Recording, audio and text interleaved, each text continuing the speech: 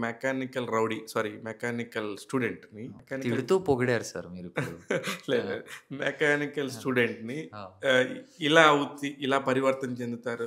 ఇంత బాగా సెటిల్ అవుతాడు అని అనుకున్నారా ఆ రోజుల్లో చూసి మిమ్మల్ని? 100% అనుకునుంటారు సార్. హ్మ్. 100% అనుకునుంటారు. నాకు దాంట్లో డౌట్ లేదు. Very good. నా ప్రతి కోరికని నేను మా అమ్మకే చెప్పుకుంటా. హ్మ్. ఆవిడ రోజు దండం పెట్టుకుంటారు సార్ నా కోసం, మా తమ్ముడు కోసం. ఈళ్ళనుకున్నది అవ్వాలి. నా ప్రేయర్స్ ఈడిని కాపాడాలి.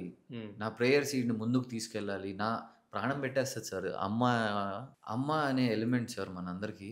ఆవిడంత నిస్వార్థంగా ఎవరు మన కోసం కోరుకోరు. నిజం.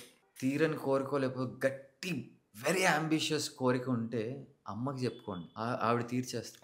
ఆవిడ దండం పెట్టుకుంటే చాలు. ఆవిడ దండం పెట్టుకుంటే సార్ మనం 1,00,000 సార్లు దండం పెట్టుకున్న అవుతదో లేదో నాకు తెలీదు గానీ సార్, అంత ప్యూర్ హార్టెడ్‌గా ఒక తల్లి కోరుకునే అంత ప్యూర్ హార్టెడ్‌గా ఎవరు కోరుకోరు సార్.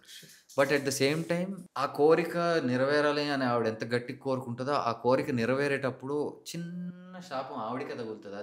అదేం బాధో ఐ మీన్ ఎంత పని చేస్తామంటే ఇంటికి ఎయిదర్ అలసటగా వస్తాము. మన అలసట చూసి పలకరించదావిడ. సండేస్ కూర్చోవాలి అని ఉంటది. హ్మ్. కానీ ఎలా అయిపోతదంటే, అమ్మా!